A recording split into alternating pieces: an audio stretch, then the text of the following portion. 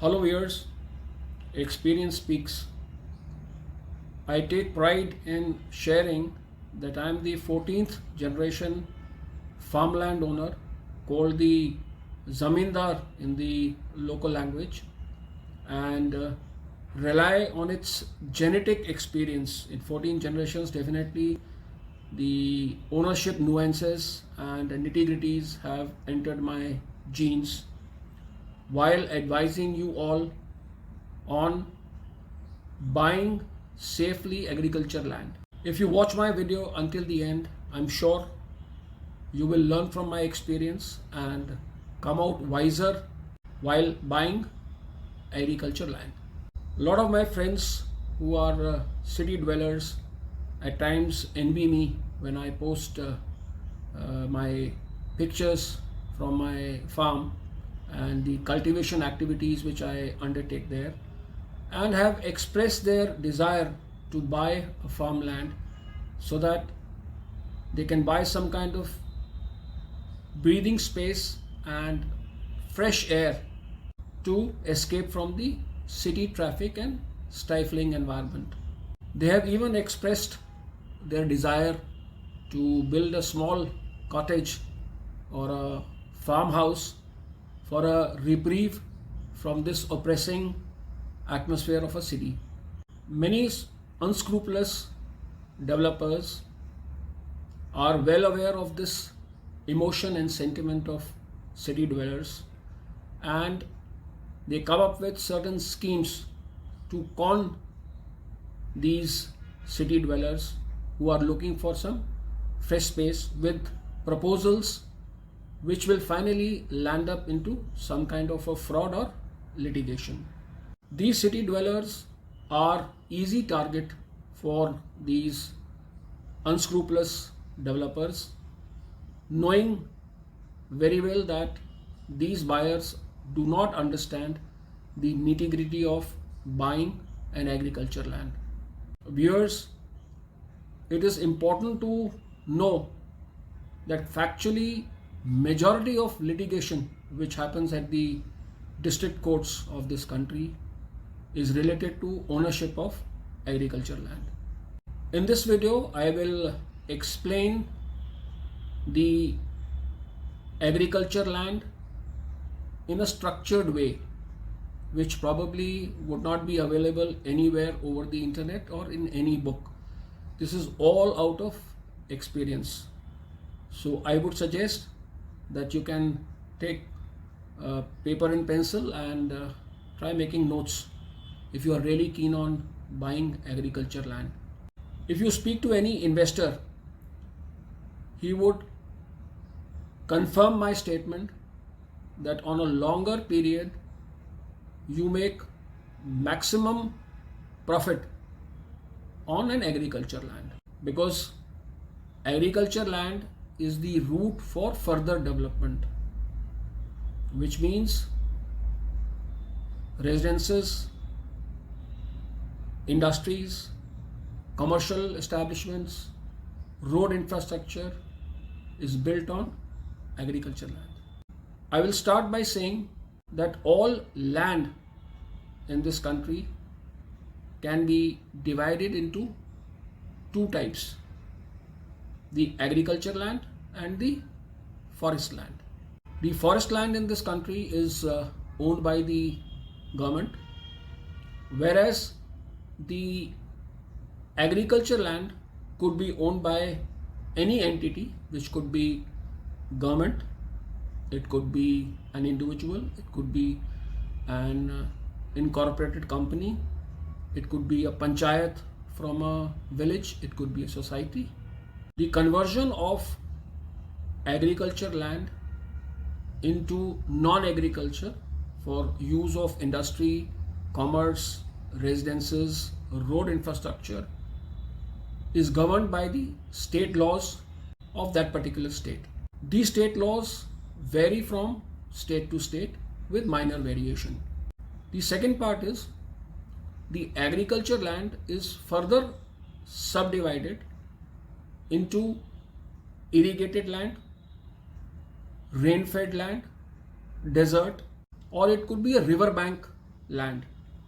The rain-fed and irrigated land in certain states has a ceiling, which means an entity cannot own more than X hectares or acres of agricultural land in those states. Typically in state of Haryana and Punjab, the ownership for irrigated land called the Chai Zameen is 25 acres. In certain states like Uttarakhand and Himachal Pradesh, there is another law that any sale deed which happens between a farmer and the purchaser, if it renders the farmer as landless, the sale deed is rendered as null and void. So friends, if you are buying agriculture land in a hill state, you have to be even more cautious. Another important point for a lot of viewers here who are either foreign nationals or who are NRIs with foreign passports, please note that you cannot purchase agriculture land in India. NRIs can inherit agriculture land, but they cannot freshly buy agriculture land. Unlike buying commercial land or industrial land or residential land, buying agricultural land needs fair amount of due diligence for a legal title and possession. In this video, I am going to explain what are the important points one needs to perform for buying an agriculture land as a part of due diligence. The documents required to be perused to check the ownership of the seller. I will be using the vocabulary pertaining to North India and in particular the states of Haryana and Punjab. In India and in particular North India and parts of India which was under the Emperor Akbar, his finance minister Todarmal, he actually gave the numbering to agriculture land to facilitate revenue collection. This numbering of agriculture land is called the Khasra and the Khatoni. The Khasra and Khatoni is part of the two coordinate system of geometry to identify any plot of land. Typically, the Khasra and Khatoni number would be like 25 by 2 by 2. In Hindi, it is called 25 ka 2 ka 2, which means that the plot number is 25 and the agriculture plot is second and which is subdivided into another second. There are three important documents in agriculture which one needs to peruse thoroughly to ascertain the ownership of the seller of the agriculture land. The first document, I'm sure most of you would be aware, is the ownership document, which could be a sale deed by virtue of which the seller became the owner of that particular land. It could be a gift deed, it could be a partition deed, it could be a relinquishment deed, it could be any kind of will from his ancestors for owning that land. So you need to thoroughly check these documents to confirm the ownership of the seller of the land. That is the first document. The second document is called the Jamabandi or the Kilabandi. This Jamabandi or Kilabandi is a document which is prepared by the Patwari of that area. This system is being continuing from the times of Akbar, when the land revenue or the lagan was taken from the cultivators, and this contains the ownership details of a particular Khasra number and Khatoni of the agriculture land as per the revenue record. This analogously can be termed as the municipal record for commercial, industrial or residential property for the purpose of collecting property tax. The patwari of the area is responsible to update this jamabandi or the kilabandi of the land. The third document, which is the most important document, which actually ascertains the possession of the agriculture land. This document in Haryana and Punjab is called the Girdavri, could have equivalent names in the other states. This document actually contains the crops which are being sown on the khasra numbers and the khatoni numbers, and this is prepared every time when a crop is sown, which means if there is a 2-crop cycle on an agriculture land, it is prepared twice, and the responsibility of preparing this document is vested with the patwari of that area. In rural areas, the patwari visits and physically verifies as to what is being sown. That is one part. The second part, which is important in the context of ownership, is to who is sowing. The person sowing or cultivating the land could be a third person. He could be a person who has taken the land on lease, called patta in the local language. Now, in case the seller does not have his name on the Girdavri, then it is important to be cautious. This means that the agriculture land is not in the possession of the owner of the land. You have to request the seller that he should give you the latest Girdavri, which should contain either his name as a cultivator, or it should be as a fallow land or vacant land. That means no crop is being sown. Because the moment the Girdavri is in the name of a third person, even if you successfully enter into a sale deed, the patwari will not update the revenue record. In the jamabandi or kilabandi, the name will continue to be of the seller. So my friends, these 3 documents are extremely important to study thoroughly before you enter into a deal of buying an agriculture land. Procedurally, upon successful sale deed of the agriculture land, the new owner has to make an application before the patwari for updating the revenue record.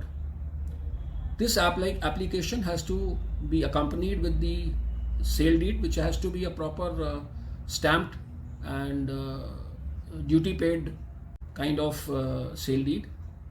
The patwari, upon verifying whether the possession was there with the seller of the agriculture land, will only update the revenue record. Else, he will dismiss the application. So, which is why I said that in Girdavri, the name of the seller of the agriculture land has to be there. As I said in the beginning of my video, that most of the city dwellers, with the idea of having a second home or a recreation home or a party home at their farm, they buy agriculture land and they want to build a small cottage. It is important to remember that there is a restriction on construction on an agriculture plot. This restriction is varying from state to state, and on an average it is about 10% of the land holding, which means if your plot size is 1 acre, which is approximately 4,888 square yards, 10% of that you can construct, which means 480 square yards of cottage can be built on that plot size. The moment you exceed, it is illegal, unauthorized and subject to demolition by the state planning department called the district town planner or the DTP. Friends, when you are buying agriculture land, make a visit to that plot and see whether it has an independent access from a common road. It should not be so that you have to enter your plot of land from somebody else's agriculture plot. So that means the access of the plot which you are buying is encumbered, and it may lead to future disputes and litigation. Viewers, hope you have come out wiser after watching this video and would be more confident while entering into a deal to buy your dream agriculture land. Viewers, if you are wiser on buying agriculture land, please like, subscribe, share and press the bell icon to save other prospective buyers who have not watched this video from getting conned by unscrupulous developers. Thank you for watching. Stay safe. Goodbye.